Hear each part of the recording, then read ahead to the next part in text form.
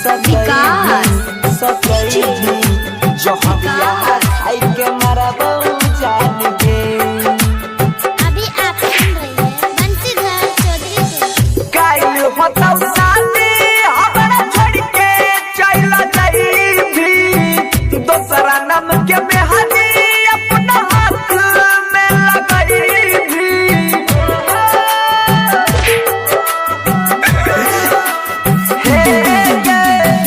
काइल होता शादी हमरा छोड़ के चल जाई भी दोसरा नाम के मेहंदी अपना हाथ में लगाई भी।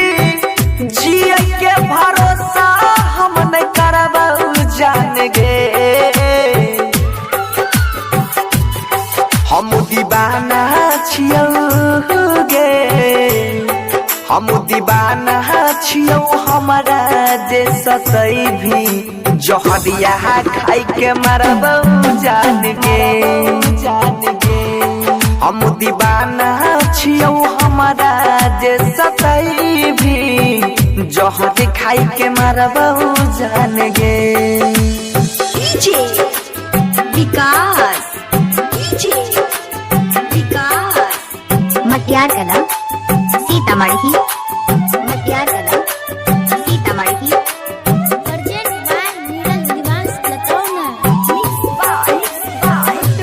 हाँ किस्मत में हमारा लिखल रही न जान गे। झूठे हमर सपना झूठे सजल यार मान गे।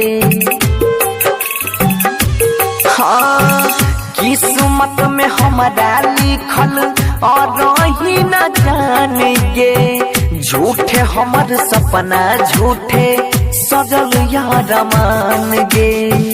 कोड़ी के गजदारी बन गेले बेईमान गे। कहरी हो जान मानरी हो भगवान गे। खून के आंसू आँखी में रगड़बौ जान गे। हम दीवाना छियौ गे, हम दीवाना छियौ हमरा जे सतई भी जहरिया खाई के मरबौ जान गे। हम दीवाना छियौ हमरा जे सतई भी जहर खाई के मरबौ जान गे।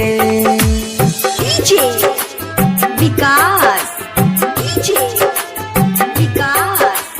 मटियार कला सीतामढ़ी, मटियार कला सीतामढ़ी। प्रेजेंट बाय नीरज निवास लखनऊ। हाँ हाँ हम नहीं जाना लिया हुए दाना बन भी कठोर गे। हमरा छोड़ के दोसरा संग में बसाइले भी घोर गे।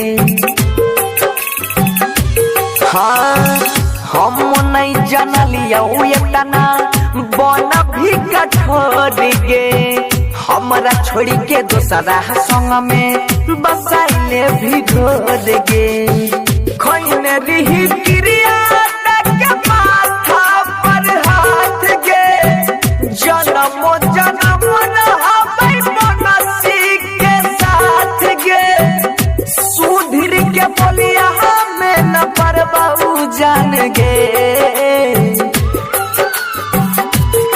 हम दीवाना छियौ गे, हम दीवाना छियौ हमरा जे सतई भी जहरिया खाई के मरबौ जान गे। हम दीवाना छियौ हमरा जे सतई भी जहर खाई के मरबौ जान गे।